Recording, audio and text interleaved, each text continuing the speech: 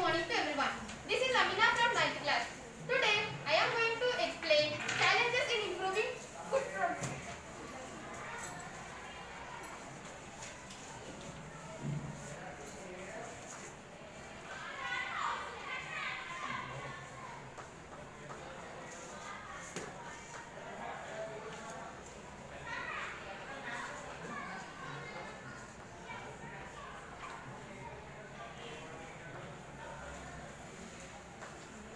Challenges in improving agricultural products. So, in our 6th class, we have learned in our food that everyone requires different types of food like wheat, rice, dal, etc. And non-vegetarians will take meat, fish, eggs, and etc. In the lesson ecosystem, we have learned that different domestic animals is eventually linked to plants. Now, let me give an example for you. A family consisting of 4 members require 50 kgs of rice per month or 600 kgs of rice per year. To cultivate these in land, we require 1.4 square kilometers. So now estimate for your family the food required, how much land does it take? Increasing population leads to food crisis. Do you know what is the population of our country? Can anyone tell? It is 1,393,409,038. Day by day increasing population can lead to food crisis. Now let us discuss how to increase the food population. For cultivation we need land, so it is limited for us. If we increase land, it can cut trees or deforestation can happen. So here are some solutions. Increase the land for cultivation or increase the production in the existing land or alternating crops, mixed crops or high yielding or cultivating rabi crops. Now you all have learned about long term crops and short term crops. It is kharif crops and rabi crops. What is meant by kharif crops? It is in rainy season. It is cultivated from June to October. And what is rabi crop? It is winter crop. It is cultivated from October to March. So alternating crops means it can preserve soil fertility, and mixed crop means it can increase food production. There are 3 types of methods.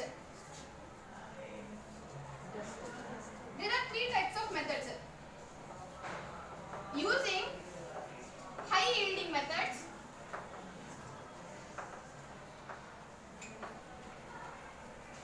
second one is high yielding management,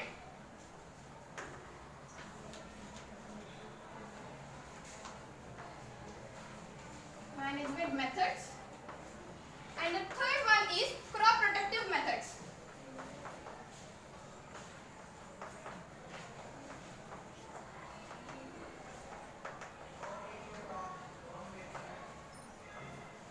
Now for first one, let me give an example.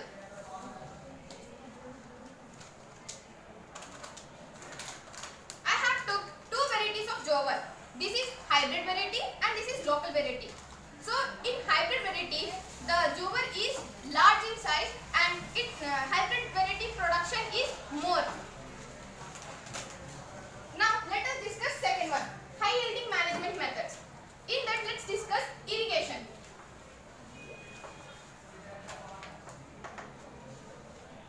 What is irrigation? Yeah, giving sufficient amount of water is called irrigation. There are 2 fields. In that, in one field sufficient amount of water, nutrients and nitrogen are available. In another field only nutrients and nitrogen is available. Now in which field production is more?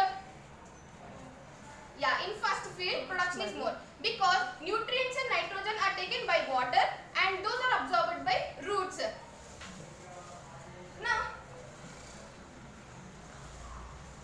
after irrigation we can discuss about nutrients.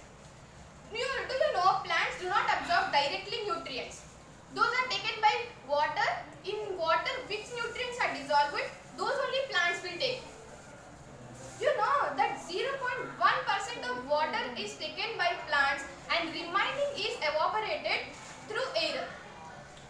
We all know that plants combines water and sunlight to make carbohydrates. Starch is one type of carbohydrate and sugar and cellulose also one type of carbohydrates. But scientists proved that in 100 grams of water with 260 grams of carbon dioxide forms 180 grams of carbohydrates. So now the water which is absorbed by plants are evaporated through leaves. This is called stomata.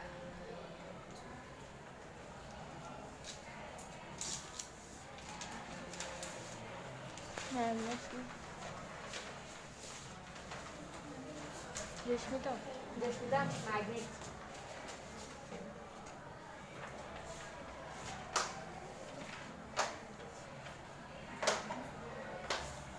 This is called stomata. This is open stomata and this is closed stomata. Here there are chloroplasts, cell wall and vacuoles and nutrients. The water is evaporated through these stomatas.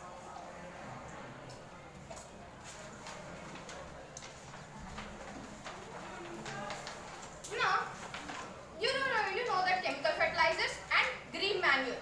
Green manure means the organic manure which is made by decomposition of dead and decaying matter, plants, animals and etc.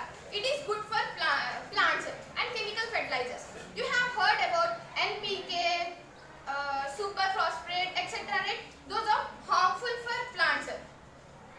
Green manure crops means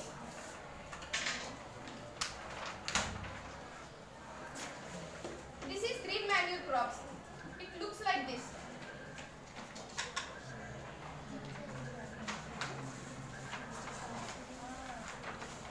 It looks like that. Now, let us discuss about pollination.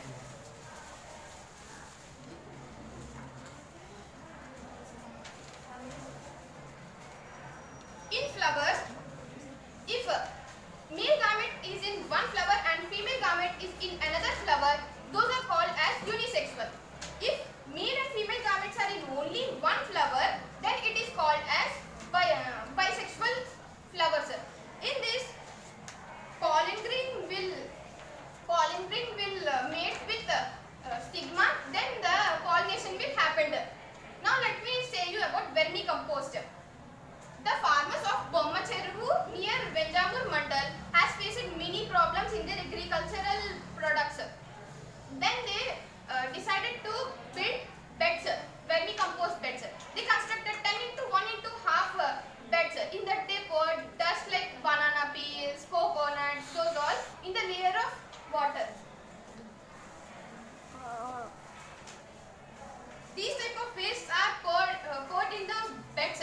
After 2 weeks, they poured 1000 earthworms per hectare. After 60 days, they took their first manure. But second manure was taken within 40 to 45 days. They collected 6 times a year manure. Now let us discuss about Panchgavya.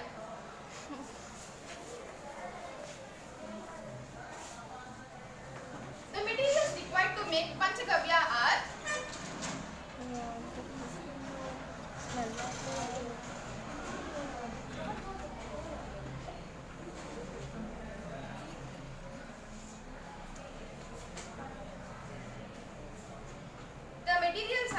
cow urine, ghee, curd and milk. And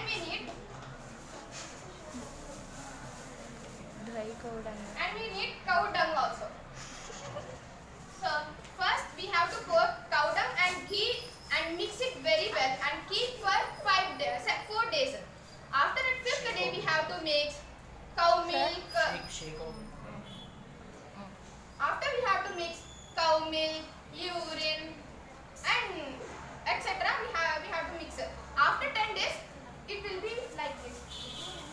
10 minutes or hours.